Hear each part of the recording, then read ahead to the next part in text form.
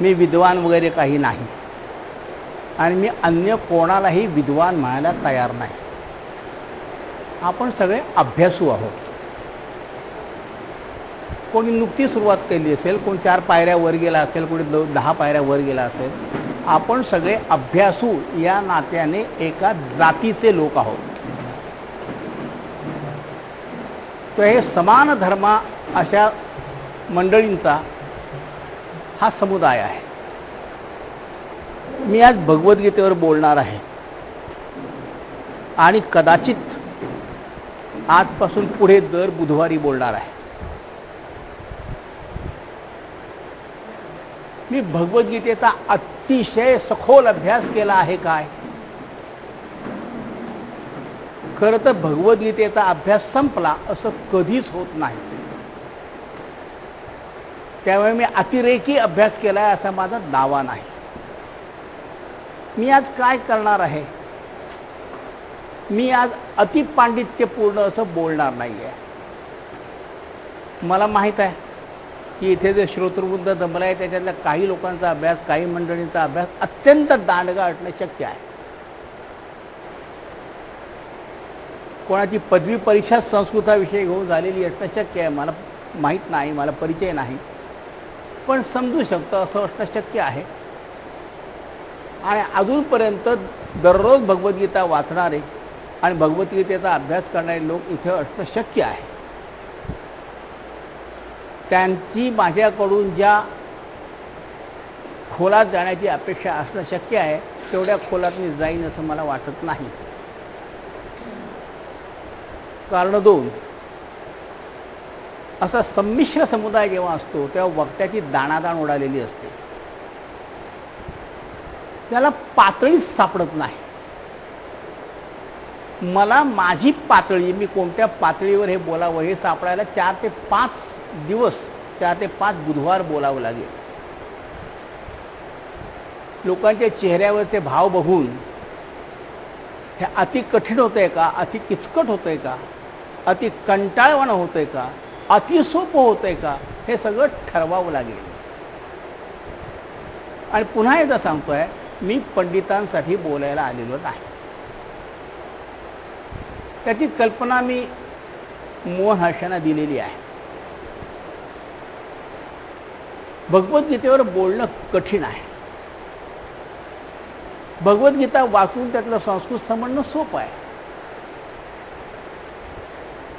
पण प्रत्यक्ष त्या संहितेला हात लावण्याच्या आधी मला एका गोष्टीची कल्पना देणं आवश्यक आहे की हा हिंदू तत्वज्ञानाचा ग्रंथ आहे. तत्वज्ञान आणि धर्म यात मी फरक करतो. तत्वज्ञान हा जरी धर्माचा एक घटक असला, बऱ्याच घटकांपैकी आणि एक बलिष्ठ घटक असला, तरी त्याचं सगळ्याच बाबतीत धर्माची जुळतच अशातला भाग नाही. धर्माचे अन्य घटक म्हणजे तुमचे पूजाविधी, तुमची संस्कृती, काही प्रमाणात अर्थशास्त्र, काही प्रमाणात समाजशास्त्र, त्या धर्मीयांचं, हे सगळं धर्म या संकल्पनेत येऊन जातं. त्यातल्या सगळ्याच गोष्टी बदलणाऱ्या असतात. तुमचं नीतिशास्त्र बदलतं. 200 वर्षापूर्वी नैतिकतेच्या ज्या कल्पना होत्या त्या आज नाहीत. विज्ञान ज्या गतीने बदलतंय त्या गतीने तुमचं नीतिशास्त्र बदलतं, बदलावं लागतं. तुमचं अर्थशास्त्र बदलतं, तुमचं समाजशास्त्र बदलतं. देवाबद्दलच्या तुमच्या कल्पना बदलतात. देवाबद्दलच्या तुमच्या कल्पना हा तुमच्या परंपरेचाही भाग होतो आणि तत्वज्ञानाचाही भाग होतो. तुलनेने जे स्थिर असतं ते तत्वज्ञान असतं. तेही बदलू शकतं. विज्ञानापुढे कशाचाही टिकाव राहणार नाही. तत्वज्ञानही बदलू शकतं, बदलावं लागतं. भगवद्गीता हा आद्य ग्रंथ म्हणून आपण काही शतकं त्याच्याकडे पाहत आलो आहोत. अजून तरी त्याच्यातल्या तत्वज्ञानाला धक्का देण्याची कोणाची तशी हिंमत झालेली नाही. विशेषतः भगवद्गीता मानणाऱ्या लोकांची, त्यांच्यावर एक दिवस ही पाळी येईल, त्याच्यातल्या काही संकल्पना आता बदलाव्या लागतील.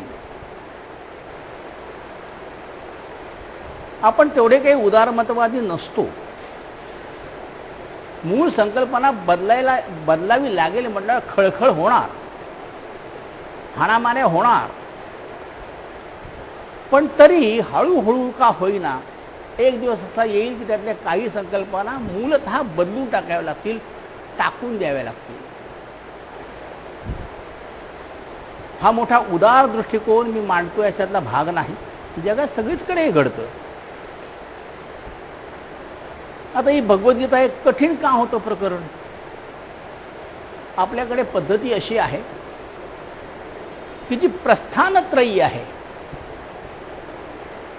ब्रह्मसूत्र बादरायणाचे, त्याच्या आधीची उपनिषद आणि भगवद्गीता.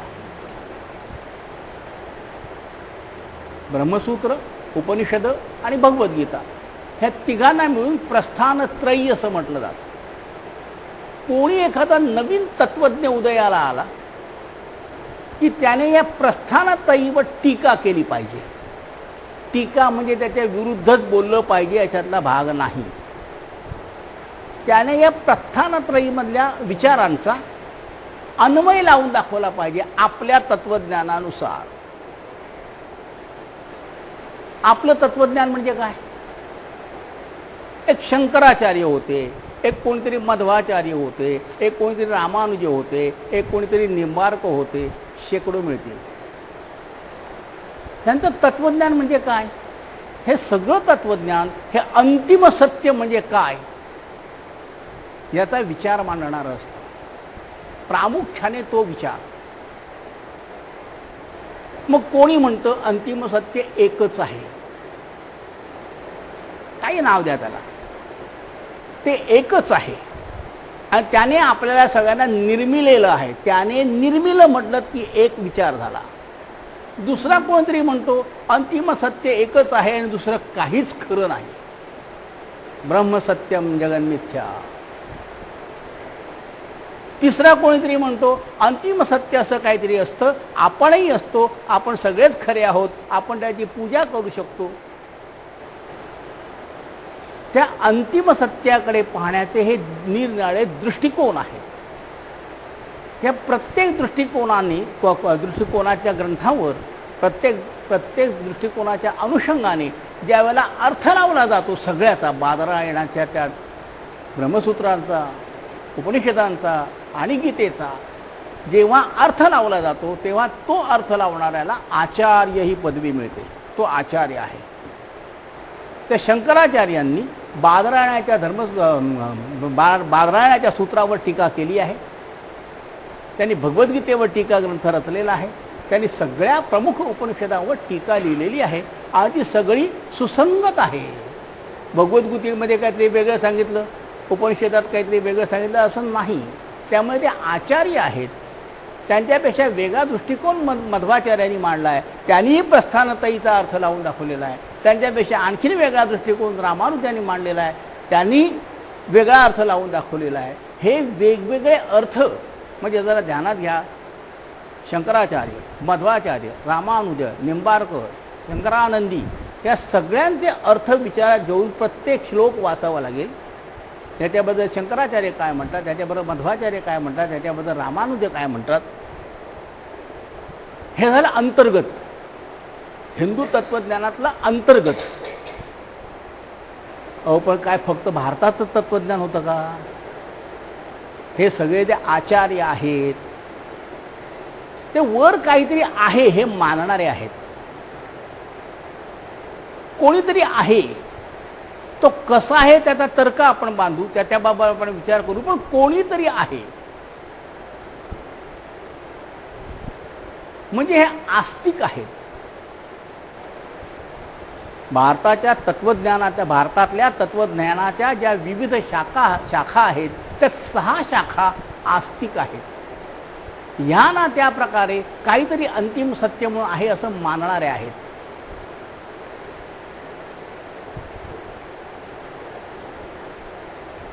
त्यात सांख्य, योग न्याय, वैशेषिक, पूर्वमीमांसा आणि उत्तरमीमांसा म्हणजेच वेदांत, या 6 शाखा थिइस्टिक आहेत, आस्तिक आहेत. 3 शाखा या नास्तिक आहेत, काहीही नसतं. आपण जन्माला येतो, आपण मरतो, जन्माच्या पूर्वी आपण कुठेही नसतो, मृत्यूनंतर कुठेही नसतो, असं मूलतः असं मानणाऱ्या शाखा आहेत. त्याच्यात बौद्ध धर्म आणि त्यांचं तत्त्वज्ञान, जैन धर्म आणि त्यांचं तत्त्वज्ञान, आणि चारवा कदाचित जगातला पहिला इहवादी. या 9 तत्त्वज्ञानांच्या अनुरोधाने भगवद्गीता अभ्यासावी लागेल. काही आधुनिक पंडित आहेत, ऋषी आहेत, त्याच्यात टिळक आहेत, प्रामुख्याने टिळक आहेत. ते ऑटोबायोग्राफी व योगी लिहिणारे परमानंद ते आहेत. त्यात गांधीही आहेत. या सगळ्यांचा साकल्याने अभ्यास केला तर तुम्ही भगवद्गीतेचा थोडासा अभ्यास केलात असं म्हणता येईल. ह्याच्या पलीकडे काही उरलंय का? हो उरलंय. 27-28 वेगवेगळ्या गीता आहेत. रामगीता आहे, अवधूत गीता आहे, गणेश गीता आहे, अनुगीता आहे. या सगळ्या गीतांशी सुद्धा या विविध गीता, या गीतांशी असं मी म्हणतो त्याला मूळ शब्द गीता आहे, गीत नव्हे. या सगळ्या गीतांशी सुद्धा तौलनिकरित्या पडताळून अभ्यास करावा लागेल. मी आवाका वाढवतो आहे.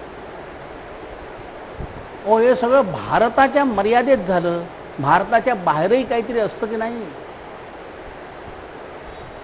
चीनमध्ये तत्वज्ञान नव्हतं का? होतं.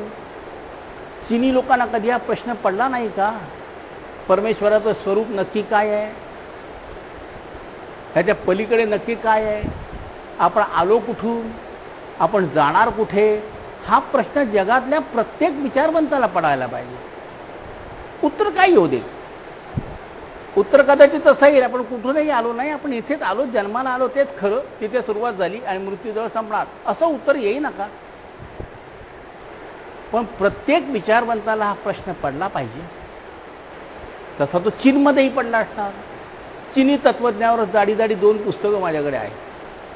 समजत नाहीत, ही माझी अडचण आहे. कारण चीनी शब्दांची भाषांतरं उपलब्ध नाहीत. मोडकी तोडकी कशी तरी थातूरमातूर भाषांतरं दिलेली असतात. पुराणाने काही तत्वज्ञान मांडलं नाही का? हो, मांडलं की, मांडलं. पण गंमत अशी आहे की या पुराणामध्ये नीतिशास्त्रच जास्त आहे. बायबलमध्ये नीतिशास्त्रच जास्त आहे. नीतिशास्त्र आणि निखळ तत्वज्ञान यात मी फरक करतो आहे. बायबल जेव्हा सांगतं कवेट नॉट युअर नेबर्स वाईफ, त्यावेळेला ते नीतिशास्त्र असतं. त्याच्यात परमेश्वराचं स्वरूप काय, अंतिम सत्य कसं आहे, माझं आणि परमेश्वराचं नातं काय, याचा ह्याच्यात विचार नसतो. कवेट नॉट युअर नेबर्स वाईफ तसं जर केलं तर समाज उद्ध्वस्त होईल. ही नीती आहे. पुराणाने काय सांगितलं आणि बायबलने सुद्धा, मृत्यूनंतर काही होत नाहीत. सगळे आत्मेवर वाट बघत बसलेले असतात. कयामत का दिन, डूम्सडे. आणि मग त्या दिवशी जगातल्या सगळ्यांच्या आत्म्यांना परमेश्वरासमोर जाऊन हजेरी लावावी लागते. पापा पुण्याचा हिसाब ठिसाब करावा लागतो. तत्वज्ञान मान्य आहे की नाही हा भाग नाही, हे असं पुराणाने आणि बायबलने सांगितलेलं आहे. आपण तुलना केली पाहिजे भगवद्गीतेने काय सांगितलंय. हे एवढं सगळं करायला मंडळी आयुष्य पुरत नाही, पुरणार नाही. मी भगवद्गीतेचा थोडा बहुत अभ्यास केला आहे. मी भगवद्गीतेतलं प्रत्येक तत्व योग्य आहे असं मानणाऱ्यांमध्ये नाही. भगवद्गीतेचा ग्रंथ उचलल्यावर त्याच्यावर हळद पिंजर घालून नमस्कार करून पोथी डोक्याला लावणार तर नाहीच नाही. भगवद्गीतेतले काही श्लोक काढून टाकणं आवश्यक आहे. हे मला मान्य आहे. भगवद्गीतेमध्ये काही प्रमाणात गोंधळ आहे. तो निखळ तत्वज्ञानाचा ग्रंथ नाही. त्यात कुठे कुठे नीतिशास्त्रही डोकावतं, कुठे कुठे समाजसुद्धा डोकावतो. हे सगळं जर वॉशआउट केलं, धुवून काढलं, तर जी मूळ गीता उरेल ती थोर आहे, ती निश्चितपणे थोर आहे. मी एक स्पष्ट करून देऊ इच्छितो की मी आस्तिक नाही. वयाच्या 10व्या वर्षापर्यंत 12व्या वर्षापर्यंत होतो. त्याच्यानंतर हळूहळू मी देव बिव या सगळ्या संकल्पनांपासून दूर गेलो आहे. तो आस्ताक आहे.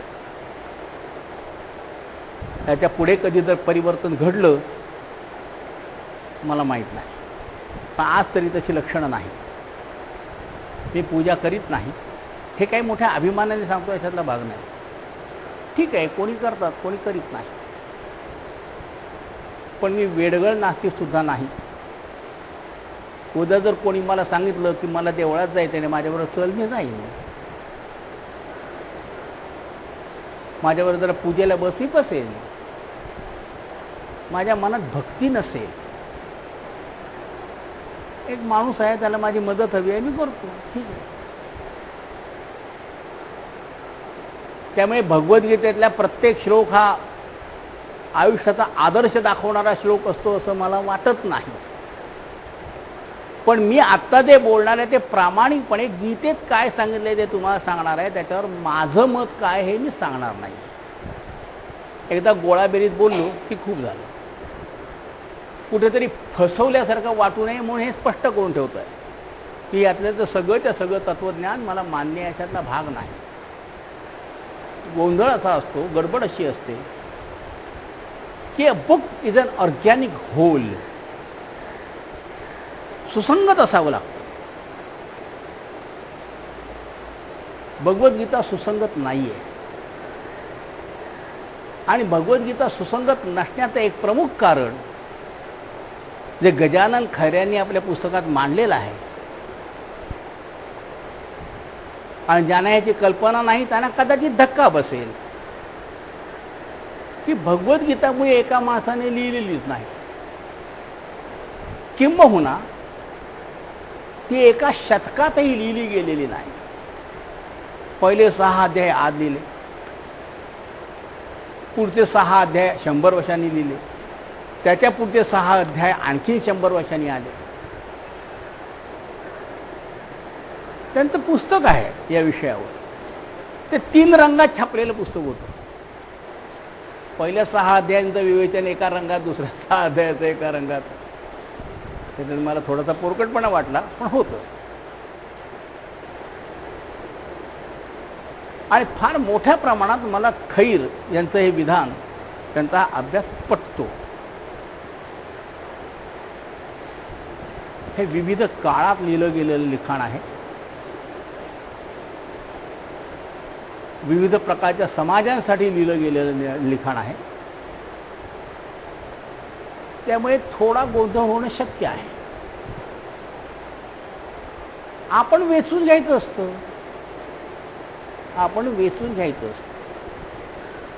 मला वाटतं एवढं प्रास्ताविक पुरे आहे. भगवद्गीतेकडे वळताना मी त्यातल्या पहिल्या अध्यायाला हात लावणार नाही आहे. पहिला अध्याय हा त्या गीतेचा बॅकड्रॉप आहे. नाटकात असतो तसा. हा राजा लढाईला उतरला, तो राजा लढाईला उतरला, याने शंख वाजवला, त्याने शंख वाजवला. शंकराचार्यांनी पहिल्या अध्यायावर टीका लिहिलेली नाही. शंकराचार्यांची टीका दुसऱ्या अध्यायातल्या 11व्या श्लोकाला सुरू होती आहे. आणि मीही तिथून सुरुवात करणार आहे. पहिला पूर्ण अध्याय आणि दुसऱ्या अध्यायातले पहिले 10 श्लोक मी वर्ज्य केलेले आहेत. आचार्यांनी जिथे सुरुवात केली तिथे मी सुरुवात करतो. कृपया असा गैरसमज होऊन देऊ नका की मी स्वतःची तुलना आचार्यांबरोबर करतोय. मुळीच नाही.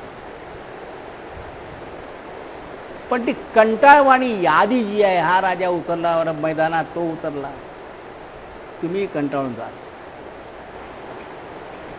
अर्जुनाची काय अवस्था होती ते सगळं तुम्हाला माहीत आहे.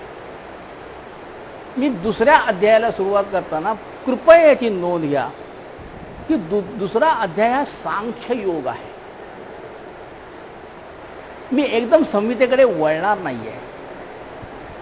मला असं वाटतं की सांख्य तत्वज्ञान म्हणजे काय याची उकल अंशतः तरी होणं आवश्यक आहे. जे कोणी पंडित असतील त्यांनी अगोदर तो वाचलेलं असेल, त्यांच्या दृष्टीने ही पुनरावृत्ती होईल. ज्यांना याचा काहीच बोध नाही आहे त्यांच्या दृष्टीने काहीतरी नवीन असेल, कदाचित कंटाळवाणं असेल. तुम्ही अर्जुनाच्या भूमिकेत जा, तुम्ही तत्वज्ञानाच्या विद्यार्थ्याच्या भूमिकेत जा आणि पहिल्यांदा हे समजावून घ्या की सांख्य तत्वज्ञान म्हणजे काय गडबड आहे. आपण जसजसे पुढे जाऊ या संहितेच्या अभ्यासात तसतसं आपल्याला योग, न्याय, वैशेषिक या प्रत्येकाचा निदान थोडक्यात तरी आढावा घ्यावा लागेल. गडबड अशी आहे की या सगळ्या ज्या विविध शाखा आहेत त्यांची जी परिभाषा आहे ती गीतेत येते आणि मग गोंधळ उडतो. ज्यांना यातलं काहीच माहीत नाही त्यांचा प्रचंड गोंधळ उडतो. गीता ब्रह्माबद्दल बोलते, गीता प्रकृती पुरुषाबद्दल बोलते. अहो पण या दोन वेगळ्या शाखा आहेत. बरं, कोणत्याही शास्त्राचा अभ्यास करायला बसलात की एक मोठा धोका संभवतो. तर आपल्या देशात तर जास्तच संभवतो. तुमच्या नेहमीच्या बोलण्याच्या भाषेतले शब्द त्या शास्त्रात आलेले असतात आणि ते वेगळ्याच अर्थाने आलेले असतात. पुरुष असा शब्द आहे, त्याचा अर्थ तुम्ही आम्ही जो घेतो, वात्स्यायन जो घेतो आणि सांख्य तत्वज्ञानात जो घेतला जातो तो वेगळा आहे. भगवद्गीता कधी कधी हा शब्द सांख्यांच्या अर्थाने वापरते आणि सांख्यांच्या अर्थाने तो शब्द वापरला तर ते चैतन्य ठरतं सगळ्या जगाचं, सगळ्या विश्वाचं. पण तीच भगवद्गीता द्वाविमाओ पुरुषौ लोके क्षरश्चा अक्षर एव च म्हणून म्हणते. त्यावेळेला तिथे पुरुष शब्दाला अर्थछटा वेगळी असते. हे दौर्बल्य भाषेचं आहे, तत्वज्ञानचं नव्हे. जे तत्वज्ञ आहेत त्यांना त्या भाषेवर भागवून न्यावं लागतं. भाषा समर्थ नाही, नवीन शब्द घडवलेले नाहीत आणि ते घडवत बसायला कदाचित त्या तत्वज्ञ मंडळींना त्यात स्वारस्यही नसेल. सगळं शब्दातीत आहे म्हणतात, कसलं स्वारस्य आल्यावर शब्द घडवण्यात. त्यांना कदाचित त्यात स्वारस्य नसेल, कदाचित त्यांचा शब्द घडवण्याच्या प्रक्रियेचा अभ्यास नसेल, कारण काही असतील. एक पुरुष हा शब्द आपण कितीतरी वेगवेगळ्या अर्थांनी वापरत असतो आणि मग जेव्हा एखाद्या शास्त्राचा ग्रंथ वाचायला घेता त्यावेळेला त्या शास्त्रात तो शब्द कोणत्या अर्थाने आलेला आहे याची पहिल्यांदा माहिती असावी लागते. नाहीतर फक्त गोंधळच गोंधळ, दुसरं काही होणार नाही. त्या सांख्यांनी काय सांगितलं? या सांख्यांनी असं सांगितलं की ही जी सगळी निर्मिती आहे, तुम्ही आहात, त्या खुर्च्या आहेत, त्या दिवा आहे, पंखे आहेत, त्या सगळ्यांनी ही सगळी निर्मिती कशी झाली हो? मी या टेबलाचा विचार करतो, प्लॅस्टिक बंद झाली, ठीक आहे. मी प्लॅस्टिकचा विचार करतो, ते कुठून आलं हो? ते 4-2 रसायनांचं मिश्रण करून झालं. ती रसायनं कुठून आली हो? ती जमिनीत सापडतात. ती जमीन कुठून आली हो? असं मुळाकडे जात चला. एक पॉइंट असा येतो, एक बिंदू असा येतो की जिथून पुढे तुम्ही जाऊ शकत नाही. हा आमचा दीपक चौधरी हा आला, कसा आला हो? आई वडील. आई वडील कसे? आई वडील मागे मागे मागे मागे किती जाल, शेवटी तो एकपेशीय जीव अमिबासारखा तिथपर्यंत जाल. तो कसा आला हो? तो चिखलातून निर्माण झाला. ठीक आहे, मग चिखल हे अंतिम सत्य आहे का? नाही. तो पृथ्वीवर आला. पृथ्वी कुठून आली? सूर्य कुठून आला? किती मागे झाला. सगळं विश्व जिथे सुरू झालं आज शास्त्रज्ञ आम्हाला सांगतात इट वॉज बिग बँग. पण बिग बँग तरी कशाचा? काय फुटलं? ते फुटलं ते कुठून आलं? कुठेतरी मुळाकडे जाल अशी आपण अपेक्षा करू. त्याला सांख्याने म्हटलंय प्रकृती. सगळं विश्व ज्याच्यातून बाहेर आलं ती प्रकृती. That is primordial matter. ते मॅटर आहे आणि ते प्रायमॉर्डियल मॅटर आहे ज्यातून हे सगळं हळूहळू बाहेर आलं. नंतर त्या डार्विनच्या सिद्धांताप्रमाणे, ह्याच्या सिद्धांताप्रमाणे, त्याच्या सिद्धांताप्रमाणे सगळे सजीव बदलत गेले असतीलही. पण प्रकृती म्हणजे मॅटर, प्रायमॉर्डियल मॅटर. हे मॅटर वेगळं, ते मॅटर वेगळं.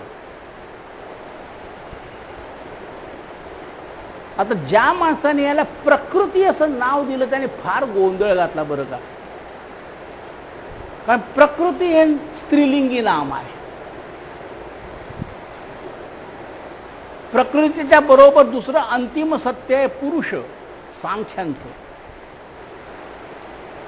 तो केवळ सचेतन असतो, तो कशातही भाग घेत नाही.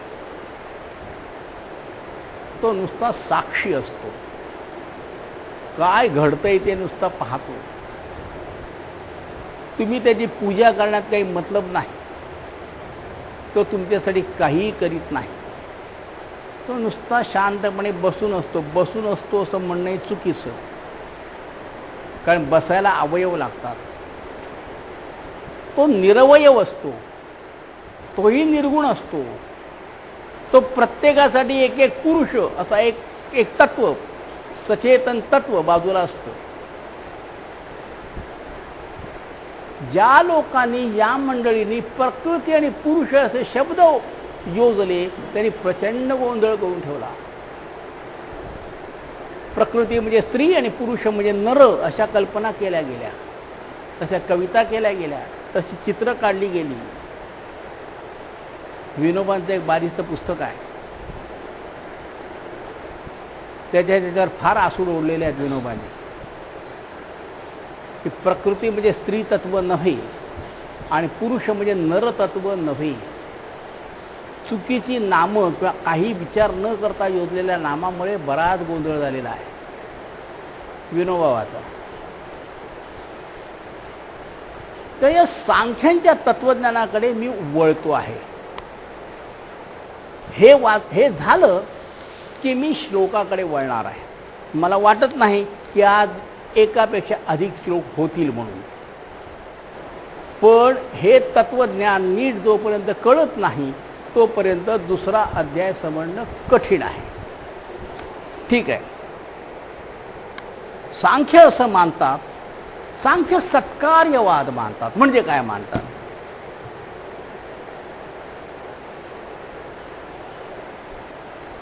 फार ॲब्स्ट्रॅक्ट लेवलवर हे जाणार आहे.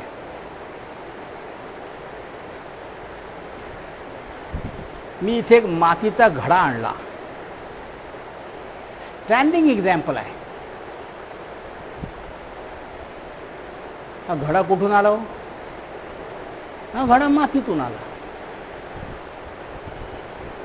घडा मातीत होता का की नव्हता? सांख्य मानतात की घडा मातीतच होता. तुम्ही तो फक्त त्यात पाणी घालून ती माती कालवून त्याला तो दिसेल असं काहीतरी केलं. घडा मातीतच होता. सत म्हणजे असणं. घडा हे कार्य आहे, घडा हा इफेक्ट आहे, आणि माती हे त्याचं मॅटर आहे. या मॅटरमधनं हा इफेक्ट साधला गेला आहे, या कॉजमधनं हा इफेक्ट साधला गेला आहे. माती हे कारण आहे. कृपया कारण हा शब्द, मूल रडत होतं कारण त्याला भूक लागली होती, या अर्थाने घेऊ नका. हे कारण आहे, माती एक कारण आहे. त्याच्यावर काही संस्कार करून तो घडा बनवलाय, तो त्याचा इफेक्ट आहे, ते त्याचं कार्य आहे. कार्य त्या मातीमध्ये, त्या कारणामध्ये असतंच. मी इथे सोनं आणलं आणि सोनाला सांगितलं मला याची अंगठी बनवून दे. अंगठी सोन्यातच असते, हा सांख्यांचा दावा आहे. अंगठी त्या सोन्यात असतेच. तो सोनार आपली एजन्सी वापरून, आपलं कर्तृत्व वापरून, तिचा आकार फक्त तो बाजूला कोरून काढतो, तो आतमध्येच असतो. हा सत्कार्यवाद आहे. सत म्हणजे असणं, कार्य म्हणजे हा इफेक्ट, अंगठी, घडा. हा घडा त्या मातीत, ही अंगठी त्या सोन्यात असतेच, म्हणून सत.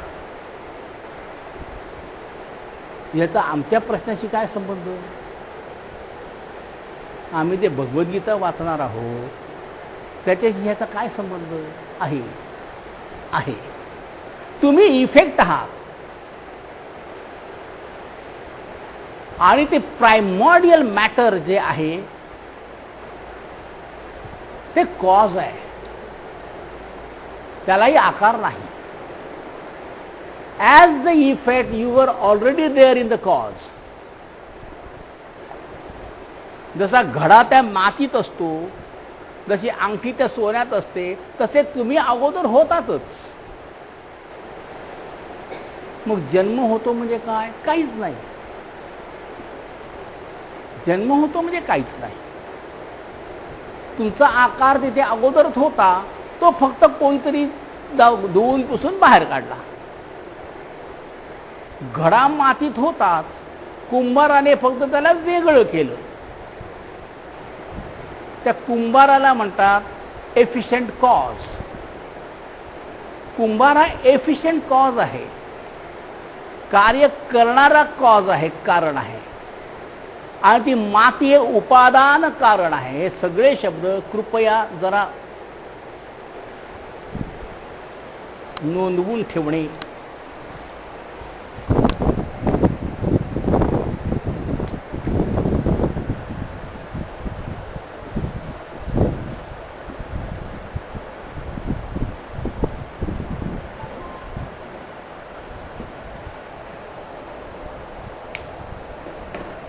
ते जे काही अंतिम सत्य आहे ते उपादान कारण आहे, आणि तुम्ही त्याचे इफेक्ट म्हणजे कार्य आहात. तुम्ही सांख्यानं अडवू शकाल. ओ त्या एकाच उपादान कारणाचे जर आम्ही इफेक्ट असलो तर हा दीपक चौधरी माझ्यापासून वेगळा कसा ठरतो? तो माझ्यासारखाच का नाही हो? हे पंडित माझ्यापासून वेगळे कसे ठरतात? ह्या वेगळेपणाचं कारण सांख्य त्या एफिशियंट कॉजला जोडतात. एफिशियंट कॉजमुळे आपण वेगवेगळे होतो, पण आपण सगळे मुळात असतो त्या उपादान कारणामध्येच. तिथे आपण अस्तित्वात असतो. आपण आत्ता जरी कार्यरूप दिसत असलो ते आपण वस्तुतः कारणच असतो. हा झाला सत्कार्यवाद. काही लोकांनी या नाकारलाय, त्याच्या खोलात मी आता जात नाही. काही लोकांनी कारण इफेक्ट हे कॉजमध्ये असतं, कार्य हे कारणात असतं, हे नाकारलं. त्याला म्हणतात असत्कार्यवाद. मी त्याच्या बाजूला आत्ता या घटकेला वळत नाही, आवश्यक नाही. दुसरा अध्याय सगळा समजून घेण्याच्या दृष्टीने हे आवश्यक नाही. हे जर कार्य आणि कारण याच्यात संबंध असतील तर का हो कारणांचं वैविध्य असतं काय? कार्याचं वैविध्य दिसतं आहे.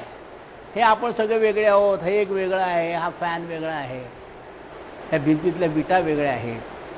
ही सगळी कार्य वेगवेगळी असतात. मग यांची कारणंही वेगवेगळी असतात का? हो, त्यांची कारणंही वेगळी असतात. आणि विशिष्ट कारणापासून विशिष्ट कार्य साधलं जातं. वाटेल त्या कारणापासून वाटेल ते कार्य साधलं जात नाही हे सांगायला खरं तर तत्वज्ञाची गरज नाही. साखर बनवायची तर ती ऊसापासूनच बनवावी लागते, ती मातीपासून बनत नाही. तत्वज्ञानी हे का सांगावं लागतं हे जरा कुठेतरी हॅमर करावं लागतं. काही लोक अशी असू शकतील की ज्यांना हे कधी खटकतच नाही. ते खटकलं पाहिजे, प्रश्न तुमच्या पुढे आला पाहिजे. तिथं कार्य कारणापासून बाहेर येत असेल आणि सगळ्यांचं कारण माणूस म्हणून आपल्या सगळ्यांचं कारण जर एकच असेल तर ही माणसं भिन्न भिन्न का झाली? कारण त्यांचे एफिशियंट कॉज वेगळे वेगळे होते. सांख्य म्हणतात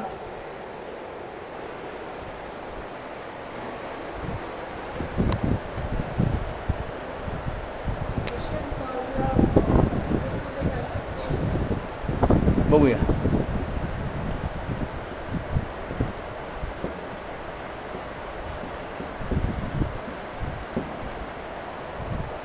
सांख्यांच्या सूत्रात म्हटलं आहे उपादान कारणात. विशिष्ट इफेक्ट साधण्यासाठी, विशिष्ट कार्य साधण्यासाठी विशिष्ट कारणच असावं लागतं. दीपक चौधरी आमचा मित्र हा वेगळा का दिसतो? त्याचे आई वडील वेगळे होते, ते त्याचं कारण आहे. त्यांचं परत वेगळं कारण असेल, त्यांचं परत वेगळं कारण असेल, असे मागे मागे मागे मागे जात गेलात तर हे जे वैविध्य आहे ते हळूहळू प्रत्येक पायरीला कमी कमी होत जाईल. आणि तुम्ही एका कॉजकडे गेलात तर त्यावेळेला इफेक्टमध्ये काहीच वैविध्य नसेल, कारण प्लुरॅलिटी ऑफ इफेक्ट्स नसेल. कार्यांचं बाहुल्य, कार्य बाहुल्य तत्वज्ञानाच्या अर्थानं, कार्यबाहुल्यामुळे मी सभेला येऊ शकत नाही ते नव्हे, कार्यांचं बाहुल्य नष्ट झालेलं असेल, कार्यही संख्येने कमी असेल आणि कॉज तर एकच असेल. सांख्यांचं हे तत्वज्ञान अतिशय महत्त्वाचं आहे. शंकराचार्यांनी हे झोडून काढलाय, तो भाग वेगळा. आपल्याला ज्यावेळेला शंकराचार्यांचा विचार करण्याची पाळी येईल त्यावेळेला आपण ते करूच. आपण आज फक्त सांख्य तत्वज्ञान आणि जमलं तर पहिला श्लोक पाहणार आहोत.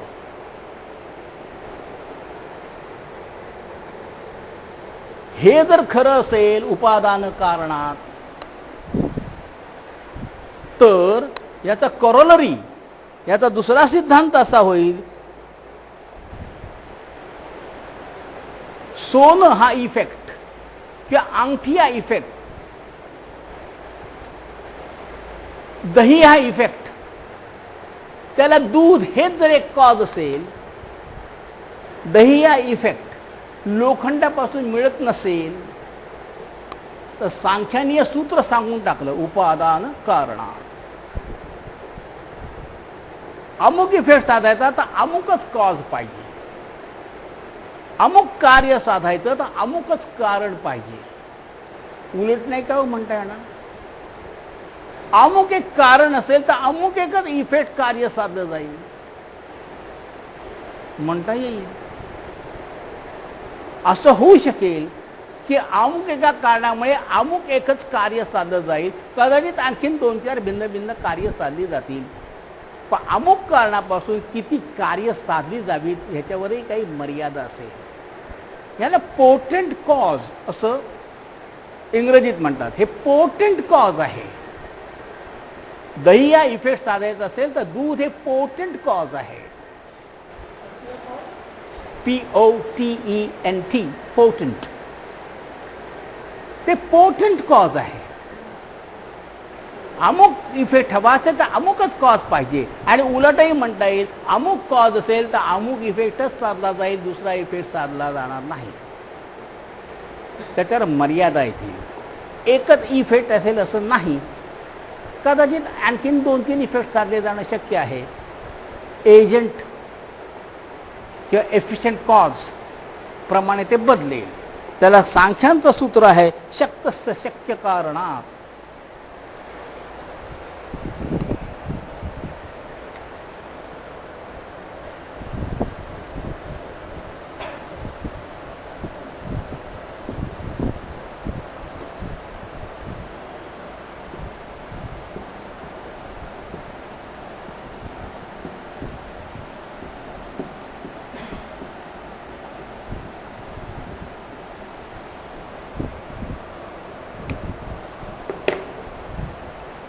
कृपया ही चर्चा सोनं आणि अलंकार, माती आणि घडा यांच्यापुरती मर्यादित नाही, ध्यानात घ्या.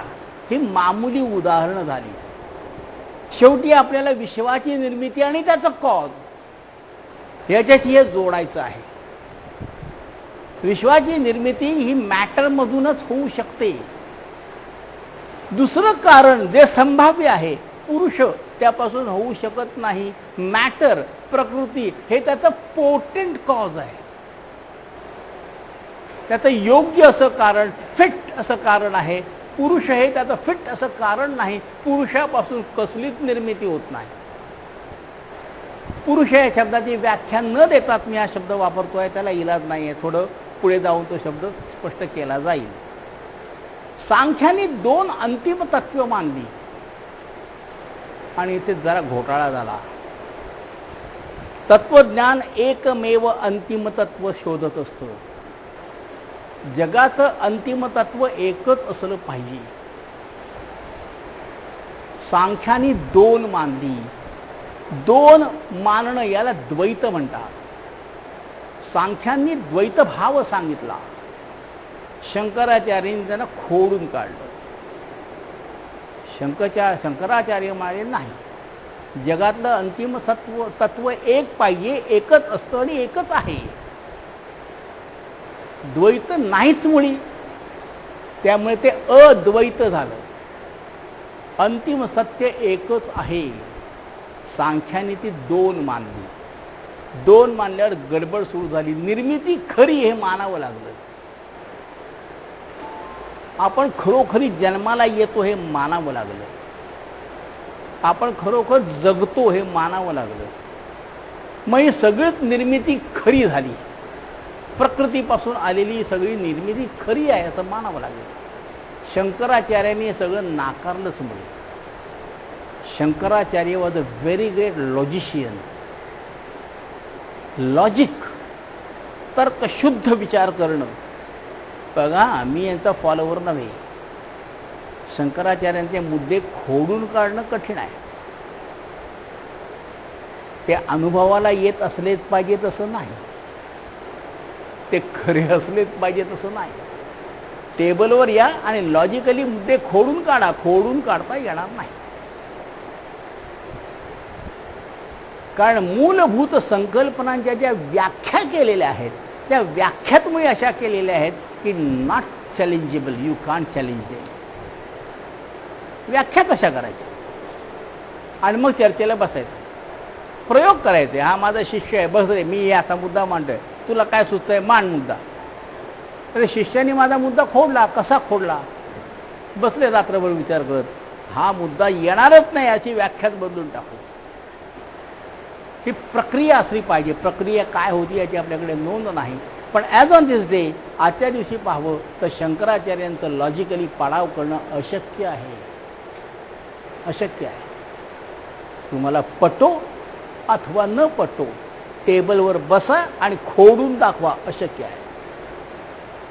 सांख्यांचे मुद्दे खोडणं शक्य आहे. बाकी सगळ्यांचे मुद्दे खोडणं शक्य आहे. शंकराचार्यांचे मुद्दे खोडता येणार नाहीत. तुम्ही सामान्य माणसं असलात, सामान्य पद्धतीने जगत असलात, तुम्हाला ते आवडणारही नाहीत. न का आवडेनार? खोडून दाखवा, अशक्य आहे.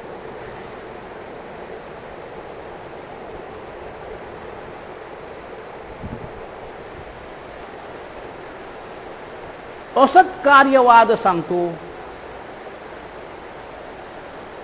की परिणाम, कार्य कार्य हे कारणामध्ये नसतंच. मग मुद्दा असा येतो, कार्य हे जर त्या कारणामध्ये नसेल तर ते येतं कुठून? कारणाच्या ठायी कार्य नाही म्हणजे ते असत आहे, अस्तित्वातच नाही. अरे पण त्या वासराचा जन्म झालाय, तो दिसतोय, मग हे वासरू आलं कुठून? जे असत होतं त्याचं सत झालं कसं? मग तुला असं म्हणावं लागेल की असत मधून सत निर्माण झालं आहे, हे तर शक्य नाही. नासदीय सूत्राची पहिली ओळ आहे, नासदीय सूक्ताची. नासतो जायते भावः.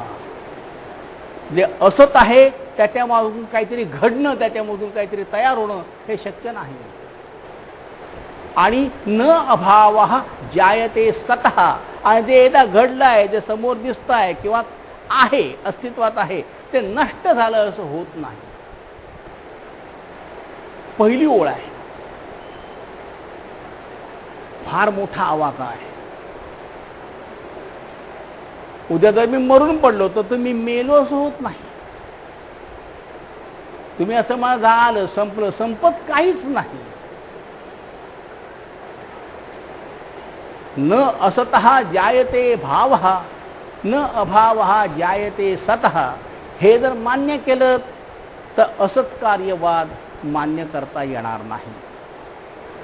मग तुम्हाला जे अस्तित्वातच नव्हतं ते अस्तित्वात आलं असं म्हणावं लागेल.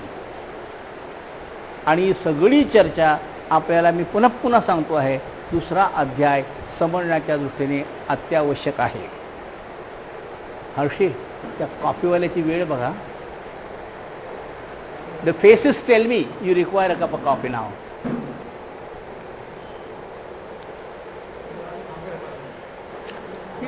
आलाय ना? थांब.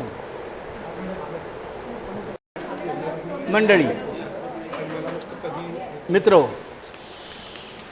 आपल्याला आणखीन एक शब्द, आणखीन एका शब्दाशी परिचय करून घ्यायचा आहे. तो शब्द आहे परिणामवाद. परिणामवाद म्हणजे काय? मातीचा घडा बनतो, प्रकृतीमधून हे विश्व तयार होतं, भिन्न भिन्न घटक तयार होतात. हा परिणाम साधला गेलेला आहे. परिणाम म्हणजे मूळ कारणाचं, कदाचित प्रायमॉर्डियल कॉज, अतिशय अतिशय मागे जाऊन एकदम मूळ कारणाचं परिवर्तन होत जाणं, ते कार्यामध्ये परिणत होत जाणं. परिणत आणि परिणाम हे दोन्ही शब्द परि अधिक नम या एकाच धातूपासून आलेले आहेत. तर ते परिणत होत जाणं म्हणजे परिणामवाद.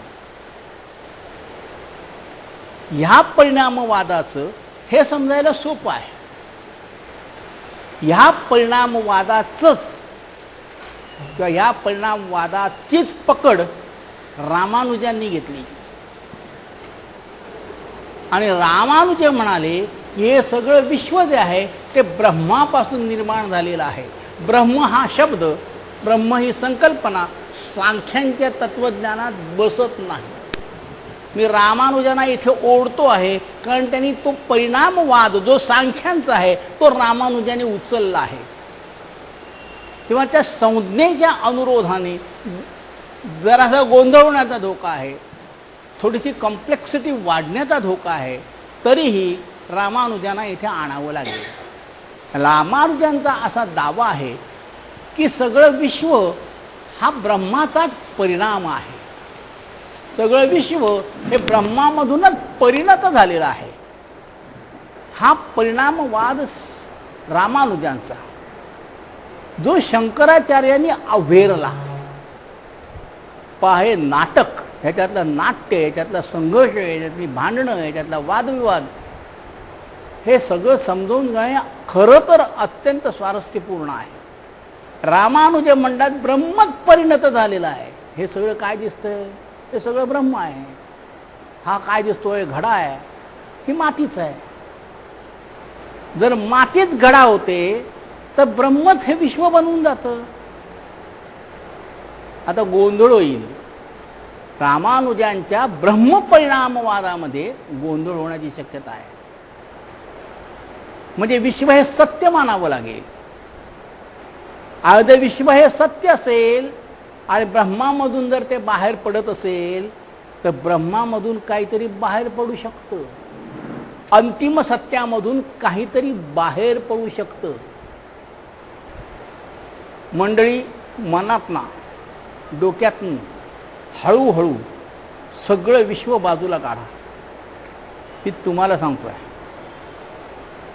की बाहेरची झाडं, त्या पलीकडच्या इमारती, तुमचं घर, नवरा, कोणाची बायको, मुलं बाळं, तो गॅस, काय याव त्या जे काय आहे ते सगळं हळूहळू हळूहळू block it out. Block it out. अत्यंत महत्त्वाची गोष्ट आहे. हे कल्पनेने जर करू शकलात तर कुठेतरी शंकराचार्यांचं ब्रह्म म्हणजे काय समजण्याच्या आपण जवळ जाऊ. हा परिणामवाद हे सगळं, तो ती गॅसची शेगडी, तो गॅस, ते पाणी येणं न येणं, भिंती, कुठेतरी सैल झालेली वीट, रंगाचा उडालेला पापुत्रा, हे सगळं जर ब्रह्म असेल तर या ब्रह्माला जखमावत आहेत. तो पापुद्रा उडतो म्हणजे ब्रह्मामध्ये काहीतरी विद्रुपीकरण झालेलं आहे. अंतिम सत्य हे असं नसतं. शंकराचार्यांचा हा दावा आहे आणि तो लॉजिकली, तर्कशास्त्राच्या दृष्टीने अत्यंत बरोबर आहे. जर त्याच्यामध्ये वैकुण्य येत असेल तर ते ब्रह्म कसलं हो? ही सगळी निर्मिती जर म्हणजे ब्रह्माचाच परिणाम आहे. मातीचा घडा हा मातीचा परिणाम हे ध्यानात ठेवा. घड्याचा काठ जर मोडला तर तो मातीचा काठ मोडला, दुखापत झाली. तसं ब्रह्माला होतं का? तर नाही होत. रामानुज हे सुद्धा वेदांती होते, शंकराचार्य हे सुद्धा वेदांती होते. त्यांची स्कूल्स वेगवेगळी होती. रामानुजांचं जे स्कूल होतं, शंकराचार्य येथे ते खोडून काढतात.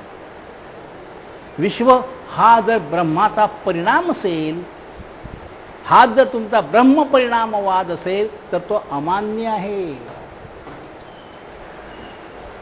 ब्रह्माचा पापुद्रा कसा उडेल?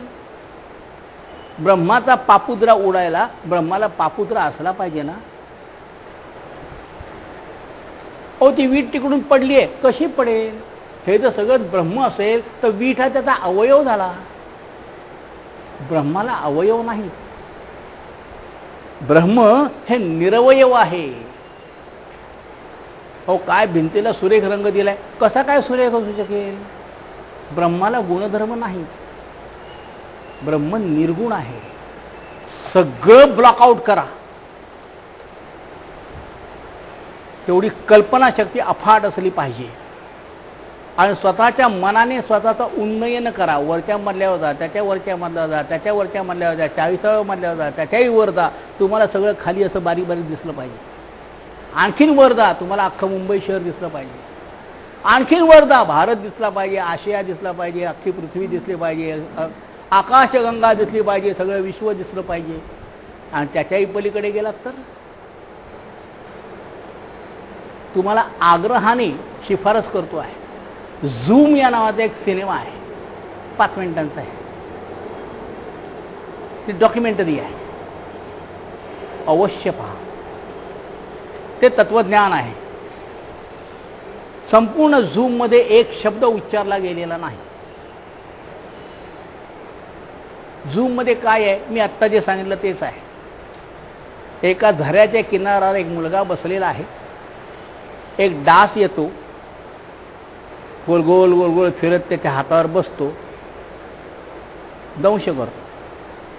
कॅमेरा झूम्स इन, तो हात एवढा मोठा दिसतो, डास एवढा मोठा, त्याची सोंड एवढी मोठी, आणि त्याच्या आतून खेचलं जाणारं रक्त दिसतं. थोड्या वेळ तो डास, त्याचं पोट भरलं की तो उठतो आणि उडतो. तो उडतो उडतो, तो कॅमेरा झूम आउट, तो तुम्हाला अख्खा मुलगा दिसतो, झूम आउट, अख्खा झरा दिसतो, झूम आउट, अख्खं गाव दिसतं, आपल्या भाषेत बोलूया अख्खा सातारा दिसतो किंवा काय कोल्हापूर दिसतं, महाराष्ट्र दिसतो, भारत दिसतो, असं करत कॅमेरा झूम जाऊ, अख्खी पृथ्वी दिसते, आकाशगंगा दिसते, सगळे विश्वातले बारीक बारीक बारीक बारीक तारे तारका असे गोल टिपके टिपके टिपके टिपके दिसायला लागतात. कॅमेरा झूम जाऊ आणि मग थोड्या वेळाने कॅमेरा अगेन झूम्स इन आणि त्या मुलावर येऊन स्थिर होतो आणि तुम्हाला विश्व म्हणजे काय त्याची कल्पना 5 मिनिटात येते. ब्रह्म नव्हे, विश्व, विश्व ब्रह्म हे विश्वाच्याही पलीकडे आहे. अत्यतिष्ठ दशांगुलम, हे विश्व व्यापून त्याच्या पलीकडे ते 10 अंगुळ, 10 अंगुळाला काही अर्थ नाही, त्याच्या पलीकडे ते उरलेलं आहे. त्याला अवयवच कसे असतील? जे सगळं व्यापलेलं आहे त्याचे खंड कसे होणार? त्याला अवयवच नाहीत. मग त्याचा परिणाम कसा असू शकेल? त्याचं रूपांतर कसं होईल? होणंच शक्य नाही. माझं रूपांतर होऊ शकतं, मी मिशा चिकटवू शकतो, कारण मला अवयव आहेत. माझ्या शरीराला ही मर्यादा आहे, ही सगळी माझ्या शरीराची मर्यादा आहे. त्याला मी काहीतरी चिकटवू शकतो, काहीतरी त्यातलं काढू शकतो, मी कपडे घालू शकतो, ते वेगळ्या रंगाचे असू शकतात. ब्रह्माला कपडे घालता येत नाहीत. बरं, कपडे घालता आले नाहीत म्हणून ब्रह्माने लाज बाळगण्याची गरज नाही, कारण ब्रह्माच्या परिसरात ब्रह्माखेरीज दुसरं काही नसतंच. असं जर असेल तर विश्व हा ब्रह्म परिणाम कसा काय असू शकतो? म्हणजे तुम्ही ब्रह्म या शब्दाची, या संकल्पनेची व्याख्याच बदलून टाकली. आणि मग खरं काय? शंकराचार्य सांगतात खरं काहीच नाही. हे जे तुम्हाला दिसतंय तो विवर्त आहे. परिणामवादाला, ब्रह्मपरिणामवादाला शंकराचार्यांचं उत्तर आहे विवर्तवाद. विवर्तवाद, वि म्हणजे विपरीत, वर्त म्हणजे असणं. जे दिसतंय त्याच्या विपरीत असणं किंवा जे आहे त्याच्या विपरीत दिसणं म्हणजे विवर्तवाद. वर्त हे वृत्त धातूपासून आलेलं आहे. वृत्त, वर्तते म्हणजे असणं. वर्तमान हे नाम त्याच्यातच आलेलं आहे, वृत्त हे त्याच्यातूनच आलेलं आहे. वृत्त म्हणजे असणे, विवर्तवाद. भोवरा असतो, भोवरा पाण्यात, ते पाणीच असतं, ते स्थायी सुद्धा नसतं. काही ठिकाणी स्थायी असतं, काही ठिकाणी नसतं. थोड्या वेळात तो विरून जातो, खरा नसतो तो सत्य नसतो. हे विवर्त आहे सगळं जे तुम्हाला दिसतंय ना. तर दोरी पडलेली, तिला तुम्ही साप साप म्हणून धोपटावं, तसं हे सगळं आहे. साप खरा नसतो, दोरी खरी असते. त्या दोरीवर तुम्ही सर्पत्वाचा अध्यारोप केलेला आहे. सर्प नाहीच. काळोख असावा, पूरक म्हणून आपण एक कल्पना करू, अमावास्येची वगैरे रात्र असावी आणि कुठेतरी कोणीतरी वाळत घातलेली साडी म्हणा, धोतर म्हणा, ते हळू वाऱ्यावर असं हलत असावं. हो, लोक बेशुद्ध पडतील. पडतात, पडलेली मी पाहिली आहेत. बापरे, काहीतरी भयंकर दिसतंय, पांढरा धोप माणूस दिसतोय, गेला, अरे बघ बघ बघ, गेला, बेशुद्ध. अरे बाबा, ते वाळत घातलेलं धोतर आहे रे, ते नंतर कळेल तेव्हा कळेल हो. पण त्या वाळत घातलेल्या धोतरावर तुम्ही पिशाचत्वाचा अध्यारोप केलेला आहे. हे व्यवहारात मी माझ्या डोळ्यांनी असं घडलेलं पाहिलेलं आहे. साप साप म्हणून तुम्ही दोरीला धोपटत बसावं, दोरी धोपटत बसावं, हा विवर्तवाद आहे. साप खरा नाही, दोरी खरी. भूत खरं नाही, ते धोतर खरं. हा आभास तुम्हाला होतो, हे तुम्हाला खोटं खोटं वाटतं. तसं हे विश्व खरं नाही.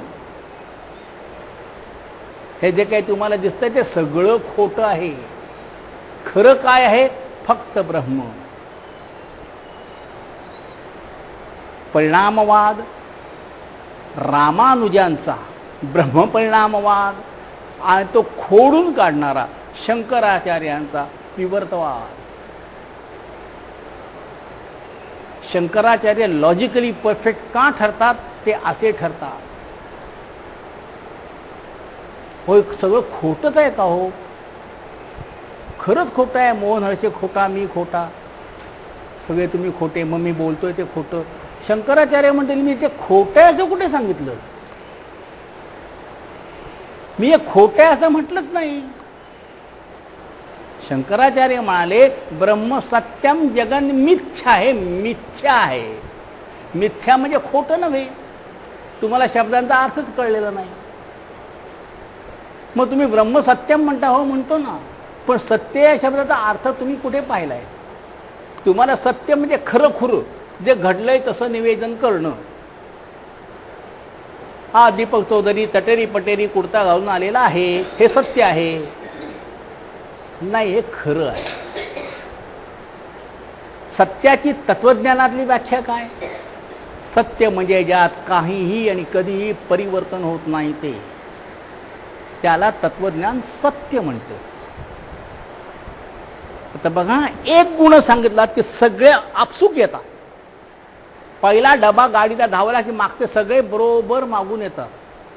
अहो परिवर्तन होणारच नाही तर त्याला आकार नाही. ज्याला आकार आहे त्याच्यात परिवर्तन होणार. सुहास लिमयला ह्याचा आकार आहे तर तो वृद्ध होणार. तो जन्माला आलेला असतो, तो बालक होणार, तो रांगणार, तो मोठा होणार, तो लग्न करणार, तो म्हातारा होणार, त्याला विकार होणार, तो मरणार. हे आलंच सगळं. एकदा तुम्ही आकार मान्य केलात की त्याच्याबरोबर विकार आलेच. विकार म्हणजे बदल. संस्कृतातल्या विकार या शब्दाचा अर्थ आहे बदल. विकार म्हणजे रोग नव्हे. एकदा आकार आला की मर्यादा आली. मर्यादा आले की गुण आले. मग तुम्ही काळे आहात, गोरे आहात, हुशार आहात, मूर्ख आहात, धनिक आहात, निर्धन आहात, सगळंच आलं. मग अंत आला. देह आला म्हणजे अंत आला. ब्रह्माचा अंत, जे अंतिम सत्य आहे त्याचा अंत. अहो सत्य या शब्दाचा अर्थ अपरिवर्तनशील असा आहे. ब्रह्म सत्यम. एक तर ब्रह्म असं आहे की ज्यात काहीही कधीही परिवर्तन होत नाही. आणि परिवर्तन होत नाही असं म्हटलं की हे सगळे गुण आले ते निर्गुण आहे, ते निराकार आहे, ते निरवयव आहे. हे सगळं आलंच, सांगण्याची गरज नाही. तरी उपनिषद आणि भगवद्गीता आणि तत्वज्ञानावरचे ग्रंथ सगळी आधी डब्यांची रांग देतच असतात. गरजच नसते. एक काहीतरी सांगा तो निर्गुण आहे की संपलं सगळं. बाकीचं सगळं आम्ही समजून घेऊ. त्यांना खात्री नाही वाटत तुम्हाला सगळं समजेल म्हणून ते आधी देतात. तर रामानुजांचा ब्रह्म परिणामवाद मान्य केला तर ब्रह्माला आकार येईल. परिणत अवस्थेत तरी का होईना पण त्याला आकार येईल, त्याला गुणधर्म येतील. विवर्तवाद मान्य केला की हे सगळं खोटंच आहे. खोटं म्हणजे मिथ्या आहे, जे बदलतं, ज्याला अंत आहे, जे सत्याशी निगडीत नाही ते सगळं मिथ्या. आणि ज्याच्यात काहीही बदल होत नाही म्हणून जे निरवयव आहे, म्हणून जे निर्गुण आहे ते सत्य. तसं फक्त एकच असतं, ते ब्रह्म. रामानुजांचा ब्रह्मपरिणामवाद शंकराचार्यांनी खोडून काढला आणि त्याच्या ऐवजी आपला विवर्तवाद त्यांनी प्रस्थापित केला. ही सगळी जी टर्मिनॉलॉजी आहे ती पहिल्यांदा कृपया ध्यानात घ्या. त्याच्याशिवाय भगवद्गीतेच्या अभ्यासाला हात लावू नका. मी तर पहिल्यांदा असं सांगेन, मी तसं करणार नाही आहे. मी तोडून तोडून तोडून तोडून सांगणार आहे. पण सलग 7, 8, 9 लेक्चर्स ठेवावीत ज्याच्यामध्ये भारतीय तत्वज्ञानाचा सगळा आढावा घेतला जाईल. मग भगवद्गीतेकडे वळावं. पण तेवढी सहनशक्ती तुमची असली पाहिजे. लोक कंटाळतात, कित्येकांना हे बोजड वाटतं आणि कंटाळतात. त्यामुळे मी विचार करतो आहे की थोडं थोडं दर बुधवारी घ्यावं. आजची सुरुवात आहे. एकच श्लोक करण्याचा माझा इरादा होता, अजूनही आहे.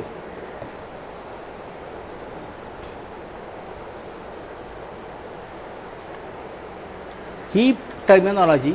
आता ह्याच्या पुढे मला काय करायचं आहे ते मी आता सांगतो आहे. मी आता पहिला श्लोक करणार आहे, दुसऱ्या अध्यायातला 11वा श्लोक. तिथून मी आज तो मी पहिला श्लोक संपवणार आहे. पुढच्या बुधवारी जे कोणी आपण जमू ते सांख्य तत्वज्ञानाचा उत्तरार्ध, ज्याच्यामध्ये 25 घटकांमध्ये केलेली विभागणी, ज्यांच्यावरून त्यांना सांख्य, त्या संख्यावरून त्यांना सांख्य असं म्हटलं जातं. सांख्य या शब्दाचे बरेच अर्थ आहेत, त्याच्यातला हा एक आहे. त्यांनी सगळ्या संख्या सांगितल्या, हे तत्व इतके असतात, ह्याच्या तत्व इतके असतात, संख्या सांगतात म्हणून सांख्य. ते जे त्यांनी गणित मांडलेलं आहे, ते जे त्यांनी विश्लेषण केलेलं आहे, त्या सगळ्याचा विचार आपल्याला पुढच्या वेळेला करायचा आहे. मी आज दिवस वाया जाता कामाने आपण भगवद्गीतेसाठी वळलो आहोत. तर मी आज भगवद्गीतेचा 11व्या श्लोकातला दुसऱ्या अध्यायातल्या 11व्या श्लोकाकडे वळतो आहे. प्रत्येकाकडे टेक्स्ट असेल असं मी समजतो. तुमच्याकडे जर शब्द फोडून दिलेली आवृत्ती असली तर बरंच होईल, नाही तर मी लिहितो. तर लिहिणं जास्त बरं.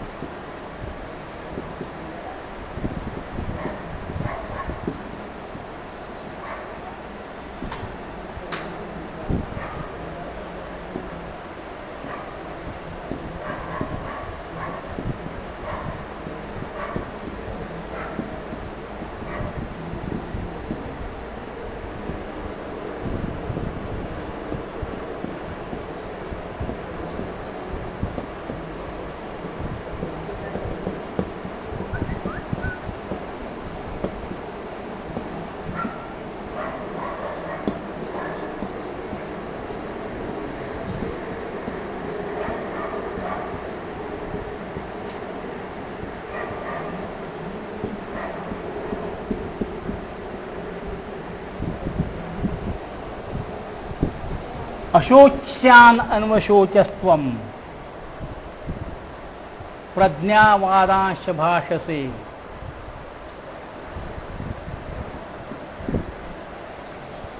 गतासून अगतासून च न अनुशोचन्ति पंडिताः.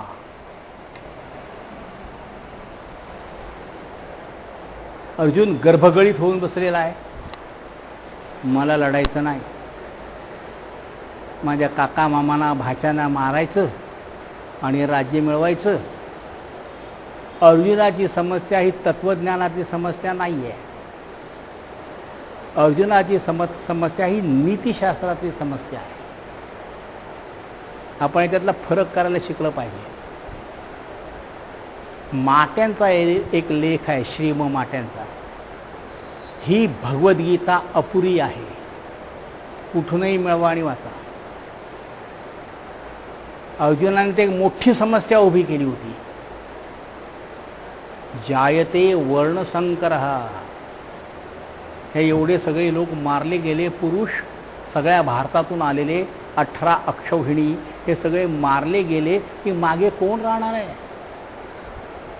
क्षत्रिय ब्राह्मण इत्यादी कुळामधल्या तरुण विधवा आणि शूद्र, कदाचित व्यापारी.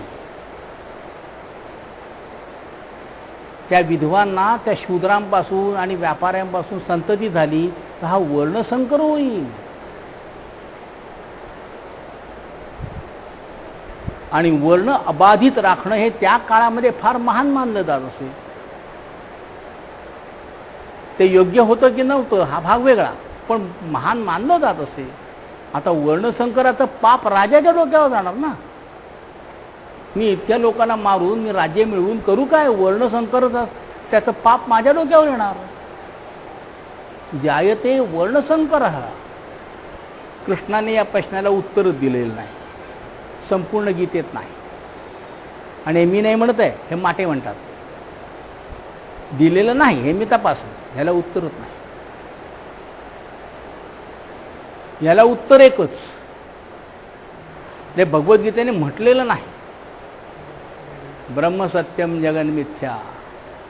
कुठले वर्ण आणि कुठला वर्णसंकर हेच सत्य. या घटकेची नीती पहा. हे तुझे शत्रू आहेत आणि शत्रूंना मारणं क्षत्रिय म्हणून तुझं कर्तव्य आहे.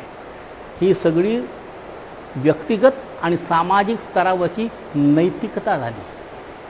हे तत्वज्ञान नव्हे. अर्जुनाने विचारलेला प्रश्न हा पूर्णपणे इहवादी असा प्रश्न होता. त्याला इहवादी असंच उत्तर द्यायला पाहिजे होतं. माझा असा दावा आहे, हे माझं मत आहे, तुम्हाला पटणार नाही, नाही पटलं तरी सोडून द्या, की कृष्णाने त्याला गोल गोल गोल फिरवला असा त्या तत्वज्ञानाच्या शब्दांमध्ये हिप्नोटाईज केला त्याला, आणि मूळ प्रश्न बाजूला सारला. ते मूळ प्रश्न सगळे ऐहिक स्वरूपाचे होते, सगळे नीतिवादी होते, प्रशासनाच्या दृष्टीने विचारलेले होते. त्या सगळ्यांना बगल दिली. आत्मा ब्रह्म याव त्याव असे शब्द वापरून Krishna was a great hypnotist.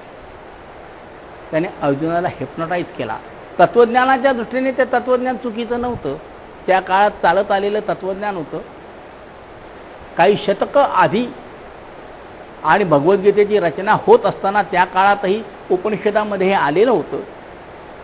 बादरायणाच्या ब्रह्मसूत्रांमध्ये हे आलेलं होतं. गीतेच्याही आधी गौतम बुद्ध होते, त्यांनीही एक वेगळं तत्वज्ञान सांगितलेलं होतं. गीतेने नवीन काहीच सांगितलं नाही. महावीर जीन होता, त्यानेही काहीतरी वेगळे तत्वज्ञान सांगितलं होतं, पण हे सगळे याच अंगाने जाणारे लोक होते. जीन तर फारच पूर्वीचा होता. कदाचित या देशातला सर्वात प्राचीन धर्म जैन धर्म असेल. कदाचित. पुरावे मिळत नाहीत आर्किओलॉजिकल, पण जे मिळतात तेही हे दाखवणारे आहेत की जैन धर्म हा फार प्राचीन धर्म आहे. ते जैन 24 तीर्थंकरांची यादी देतात, ती जर खरी मानली तर त्यांचा पहिला तीर्थंकर हा मोहनजोदडो आणि हडप्पाच्या काळातला असावा. हे सगळं तत्वज्ञान त्या काळात करंट होतं, वर्तमान होतं.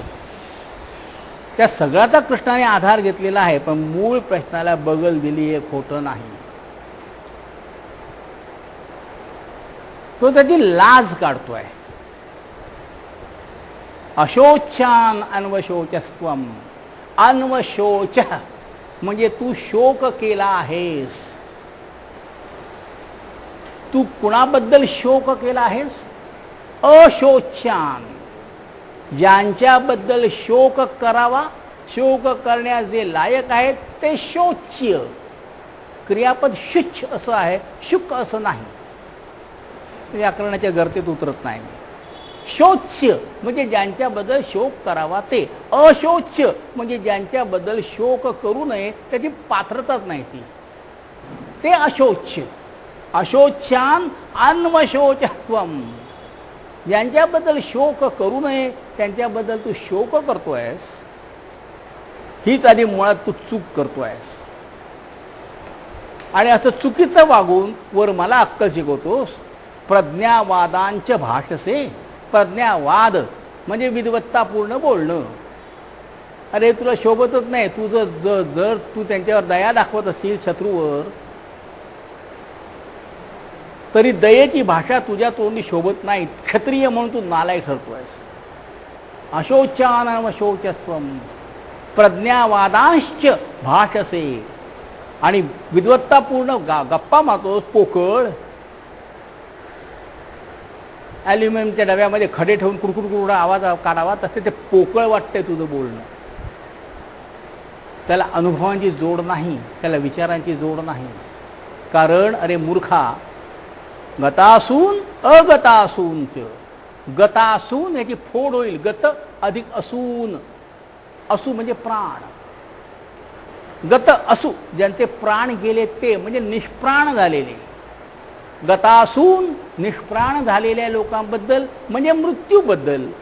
अगतासूश्च आणि जे निष्प्राण झालेले नाहीत पण काहीतरी चुकीचं वागतायत त्यांच्याबद्दल सुद्धा न अनुशोचंती पंडिताः. जे पंडित आहेत ते शोक करीत नाही. गतासून अगतासूंच तू त्यांच्याबद्दल शोक करतोयस. अशोचानन्वशोचस्त्वम या ओळीला दोन अर्थ लागतील. दोन अर्थ. एक व्यावहारिक स्तरावरचा अर्थ वेगळा आणि एक पारमार्थिक स्तरावरचा अर्थ वेगळा. व्यावहारिक स्तरावरचा अर्थ काय आहे? या कौरवांच्या बद्दल तुला दया येते. हे नालायक लोक. त्या द्रौपदीचं वस्त्रहरण ज्याने केलं विसरलास? तुम्हाला लाखेच्या घरात फसवून जाळून मारण्याचा ज्याने प्रयत्न केला विसरलास? असल्या लोकांची तुला दया येते? हे नालायक आहे. यांच्याबद्दल शोक करू नये हा व्यावहारिक अर्थ झाला, सामान्य पातळीवरचा अर्थ झाला. दुसरा अर्थ काय आहे? दुसरा अर्थ बरोबर लागू नाही पडणार इथे. अशोचान अन्वशोचस्त्वम ज्यांच्याबद्दल शोक करू नये, कारण शोक करण्यासारखं जगात काही नसतंच. काहीच नसतं. कौरव मरून पडले युद्धात तरी शोक करू नकोस. तुझा सख्खा भाऊ युधिष्ठिर मरून पडला तरी शोक करू नकोस. ह्याचा पल्ला फार मोठा आहे. शोक करूच नकोस, कारण शोक करण्यासारखं काहीही नसतं. बघा, गाडगे बाबांबद्दलची एक कथा आहे. ती मी अन्यत्र एक दोनदा सांगितलेली आहे. आणि गाडगे बाबा म्हणजे काय तुम्हाला नवीन नव्हेत. तुमच्यापैकी काही लोकांनी त्यांना पाहिलेलंही असेल. बाबा कीर्तन करीत होते, भजन. गाव प्रचंड गर्दी जमलेली आणि एक कोणतरी गर्दी चिरत धावत धावत आला. बाबाने बघितलं, काय आलं? तुमचा मुलगा गेला. ते मला जाणारच होता. तो हॉस्पिटलमध्ये होता, मला माहीत आहे. गेला ना भाऊ, मला काम पूर्ण करू देत, मग मी येतो. बाबा छाती बडवत बसले नाहीत. बाबांनी हाती घेतलेलं काम पूर्ण केलं. गेले ते तिथे गेले. शोक नाही. हे घडणारच होतं. हॉस्पिटलमध्ये ठेवला त्याच वेळेला माहीत होतं हा जाणार आहे म्हणून. अशोचान अन्वशोचस्त्वम स्वतःच्या मुलाबद्दलही शोक केला नाही. शोक करायचाच नसतो. हे तुम्हाला आणि मला परवडण्यासारखं आहे का? ही जी एक ओळ आहे ना अशोचान, किंवा हा जो श्लोक आहे ना अशोचान अन्वशोचस्त्वम गतासून अगतासूश्च नानुशोचन्ति पंडिताः, याच्यात सगळी भगवद्गीता आली. पुढे केवळ विस्तार आहे, तपशीलवार विस्तार आहे. मी तर हे म्हणतोच, पण डॉक्टर ॲनी बेझंटनेही हेच म्हटलं आहे की this verse is the capsule, the opening verse is the capsule in which the entire philosophy of the Gita is condensed, compact करून ठेवलेली सगळी फिलॉसॉफी त्या पहिल्या श्लोकात आहे. दुसऱ्या अध्यायातला 11वा श्लोक. हा खरं तर गीता तत्वज्ञानातला पहिला श्लोक. हा श्लोक जर पूर्ण अर्थाने समजला तर उर्वरित गीता वाचण्याची गरज नाही, कारण तपशील आलाय, विषयांतर आलाय. ते सांगितलेलं आहे, सांगावंच लागणार. तुम्ही म्हणजे अर्जुन नव्हे. तुम्ही वाचू शकता, बंद करू शकता, अरे मी विसरलो परत वाचू शकता. त्या काळात हे शक्य नव्हतं. पुस्तकं नव्हती. प्रत्येक गोष्ट 2-2दा 3-3दा 4-4दा सांगावीच लागत असे प्रत्येक विद्यार्थ्याला. अर्जुनाला सुद्धा ती गीता खरोखरच रणांगणात सांगितली गेली की काय काय, हे फजूल प्रश्न आहेत. एक एक तत्व वारंवार सांगणं आवश्यक होतं. एक एक मुद्दा पुनरावृत्ती आवश्यक होती. ती गीतेत आहेच, सगळीचकडे आहे, जुन्या वाङ्मयात सगळीचकडे आहे. कारण वाचायला लोकांना सुविधा उपलब्ध नव्हत्या. तेव्हा 3-3दा 4-4दा तेच सांगून डोक्यात बसवणं पक्क हे आवश्यक होतं. ते टेक्निक होतं, गुरुचं ते टेक्निक होतं. त्यामुळे गीतेचा विस्तार झालेला आहे. वाचतो आपण, भक्तिभावाने वाचतो. आपली हिंमत होत नाही की गीतेला आपण थोडी काटछाट करूया म्हणून. आपली हिंमत होत नाही. अख्ख्या महाभारताची काटछाट केली आपण, भांडारकरांच्या इन्स्टिट्यूटने केली. एवढं मोठं महाभारत ते एवढ्यावर आणलं की हे महाभारतातलं नाही, हे महाभारतातलं नाही, हे महाभारतातलं नाही. भगवद्गीतेला हात लावण्याची हिंमत होत नाही. हे अनावश्यक आहे, दुसऱ्या अध्यायात येऊन गेला आहे, हे अनावश्यक आहे, 7व्या अध्यायात येऊन गेलेला आहे. कापा जरा. आपली हिंमत होत नाही, कारण आपण तो पवित्र ग्रंथ मानतो. तिथे बरंचसं बरोबर आहे आणि बरंचसं चुकलेलं पण आहे. ग्रंथ पवित्र वगैरे काही नसतात, ग्रंथ असतात. आवश्यक वाटेल तेव्हा हा भाग गाळा, ठीक आहे. अशोच्यानन्वशोचस्तुम, हे ह्यांच्याबद्दल तर शोक करायचाच नाही. अरे अशोच्य काय नाही, जगातलं सगळंच खरं तर अशोच्य आहे. त्या चुलत भावांच्या संदर्भात विचारलेला प्रश्न, ही त्याची जी बॅकग्राऊंडर आहे त्याचा तो विसरा. कशाही बद्दल शोक करू नये. हे तुम्हाला मला झेपण्यासारखं नाही, पण हे ते तत्वज्ञान आहे. जे घडेल ते स्वीकारा. चुकीचं घडतंय असं वाटत असेल, असली हिंमत तर बदला. नाही तर ते घडेल ते स्वीकारा. रडत बसू नका, पुढच्या कामाला लागा. कारण तुम्ही या समाजाचे घटक आहात, कुटुंबाचे घटक आहात. तुम्ही जर 15-20 दिवस 25 दिवस वर्षभर छाती पिटत बसलात तर काम कोण करणार? समाज असा नाही चालत. आत्ता सोडा हो, एखादी मोठी तोली साथ आली आणि फटाफट लोक मरून पडायला लागली तर मग कळेल. सगळे जर छाती पिटत बसले, मी 12 दिवस येणार नाही, मी 40 दिवस येणार नाही, अहो कामच ठप्प होती. युद्ध सुरू झालं, आपल्या देशात सुद्धा सुरू झालं असं म्हटलं लोक घाबरतील. आपण म्हणू दुसरीकडे कोणतरी युद्ध सुरू झालं आणि बॉम्ब पडला आणि गेले 5,000 लोक गेली बॉम्ब पडून. अहो सगळं जर म्हणाले आता आम्हाला त्यांचा अवधोदय ही करायचं आहे आणि 40 दिवस घरातनं बाहेर पडणार नाही, तर कसं चालेल? नाही चालणार. या एका विधानाला एक सामाजिक अंग आहे, एक तात्विक अंग आहे. मृत्यूला शोक करायचाच नसतो, कारण जगात तुमच्या व्यावहारिक आयुष्यात एकमेव सत्य असतं, ते म्हणजे मृत्यू. गर्भधारणा होऊन इथे ज्यावेळेला येता तिथपासून तुमची वाटचाल फक्त मृत्यूकडेच असते. कोणी जन्माला येण्याच्या आधीच मरतो, कोणी जन्मता मरतो, कोणी जन्माला नंतर 2 दिवसात मरतो, कोणी 4 दिवसात मरतो, कोणी 100 वर्षांनी मरतो. पण आयुष्यातलं अंतिम सत्य, एकमेव सत्य व्यावहारिक स्तरावर मृत्यू हेच आहे. मग रडतोस कसला? तू नाही मारलं तर दुसरा कोणतरी मारेल. दुसऱ्या कोणत्याही योद्ध्याने मारलं नाही तर साधा उंदीर चावेल आणि विषबाधा होऊन मरेल तुझा भाऊ. कारण काही असू देत, मरणार हे सत्य आहे. रडतोस कसला? गतासून अगतासूष्य, ज्यांचा मृत्यू झालेला आहे त्यांच्या मृत्यूबद्दल पंडित असतात, ते छाती पिटत नाही. आणि अगतासूष्य, पण ज्यांचा मृत्यू झालेला नाही त्यांच्याही बद्दल ते छाती पिटत नाहीत. म्हणजे हो काय? मृत्यूबद्दल छाती पिटणं समजू शकतं, ते पंडित आहेत ते नाही रडत बसत.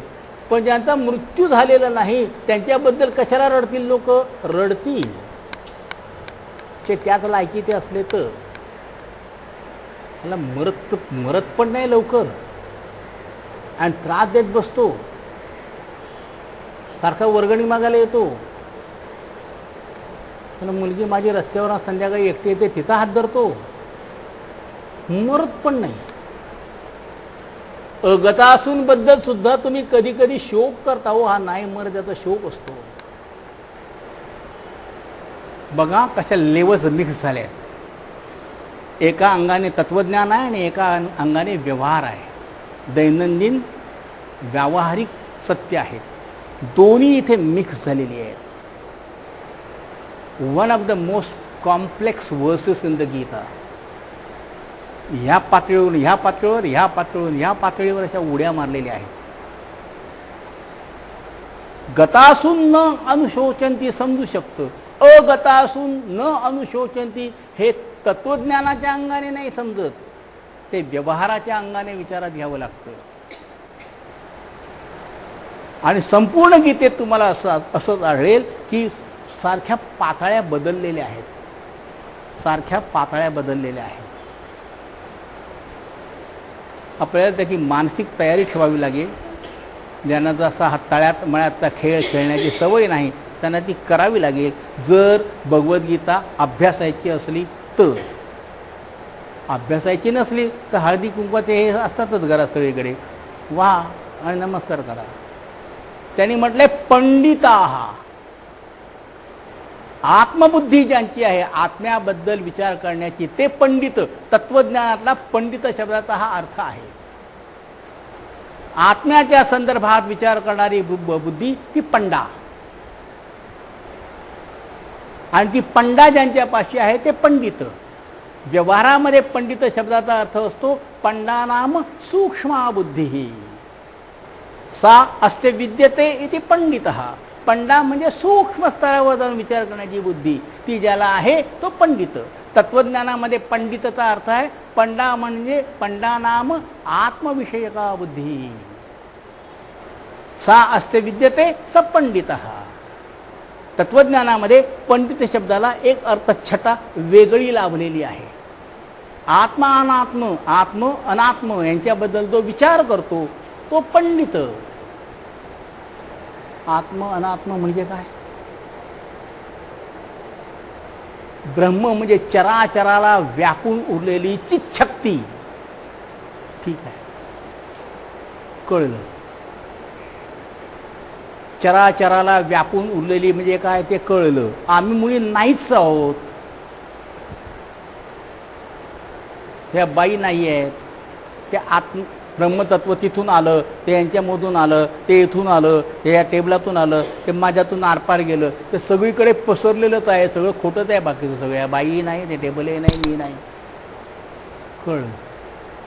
पटलं की नाही? हा भाग वेगळा. कळलं? आत्मा, आत्मा म्हणजे काय? आत्मा म्हणजे ब्रह्मच. मग दोन वेगवेगळे शब्द का वापरता? जर आत्मा म्हणजे ब्रह्मच असेल तर हे दोन वेगळे शब्द का वापरता? नाही, आत्मा म्हणजे ब्रह्म नाही, आत्मा म्हणजे फसलेलं ब्रह्म. पण ब्रह्म फसतं म्हणजे ब्रह्म काहीतरी करतं, आणि ब्रह्म काहीही करू शकत नाही, कारण काही करायला त्याला अवयवच नाहीत. ते काहीही करू शकत नाहीत, किंवा ते काहीही करतं, काहीही म्हणा, सगळं ब्रह्माच्या बाबतीत खरं आहे. पण ब्रह्म फसतं, ब्रह्म नाही फसत. ही संकल्पना प्रथम समजून घ्या. आपल्याला समजेल अशा परिभाषेत आणि अशा उदाहरणांच्या बळावर देतो. उदाहरणं ही उदाहरणं असतात, ती फार ताणायची नसतात. ही सगळीकडे हवा भरलेली आहे. मी माती आणली आणि घडा तयार केला.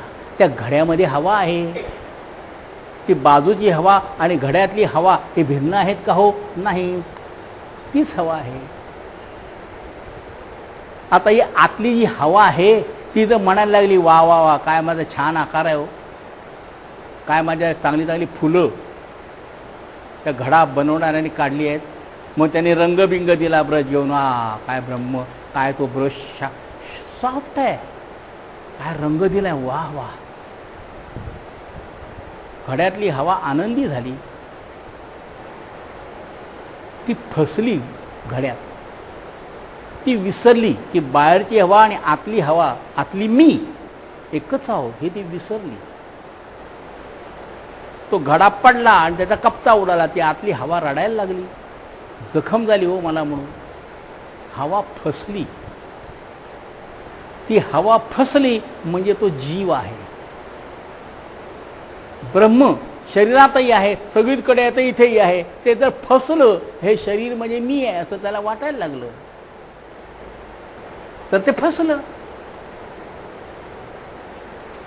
पण ब्रह्म फसतं? ब्रह्म नाही फसत. पण ब्रह्माच्या जोडीला एक फार मोठी शक्ती असते. ती ब्रह्माचा अंश नसते. तिचं नाव शंकराचार्यादिकांनी, वैदिकांनी दिलेलं नाव आहे, अद्वैतवाद्यांनी दिलेलं नाव आहे माया. ही जादू आहे.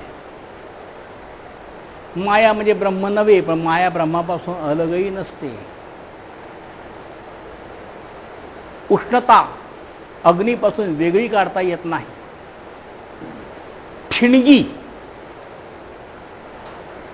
तिच्यामध्ये एक कण असतो जळता, आणि अग्नी असतो. अग्नी ठिणगीपासून वेगळा काढू शकाल काय? नाही. उष्णता आणि प्रकाश अग्नीपासून वेगळे वेगळे काढू शकाल काय? नाही. तशी माया ब्रह्मापासून वेगळी काढता येत नाही. सगळे खेळ माया करीत असते, ब्रह्म नव्हे. त्या मायेमुळे आतल्या हवेला वाटायला लागतं हा घडा म्हणजे मीच. त्या मायेमुळे आतमध्ये अडकलेल्या ब्रह्माला वाटायला लागतं हे शरीर म्हणजे मीच. आणि ते फसतं, त्याला म्हणतात जीव. या जीवावर मग सगळे संस्कार होऊ शकतात, ब्रह्मावर संस्कार नाहीत. मी जर चोरी केली तर माझ्या जीवाला ते कुठेतरी लागून राहतं, चला आपण आज चोरी केली. मी शिक्षा भोगली तरी ते माझ्या डोक्यात राहतं, मी आज चोरी केली आहे. बायकोने सांगितलेलं आहे काही गोड खाऊ नका, तरी मी इथे लाडू खाल्ला. कुठेतरी नोंद असते की मी चूक केली आहे, मी पाप केलं आहे. प्लस मायनस या स्वरूपात कुठेतरी संस्कार होत असतात. माणूस जेव्हा मृत्यू पावतो तेव्हा हे संस्कार घेऊन जीव पुढे जातो. त्याच्यावर नोंद नसते याने खून केलेला आहे,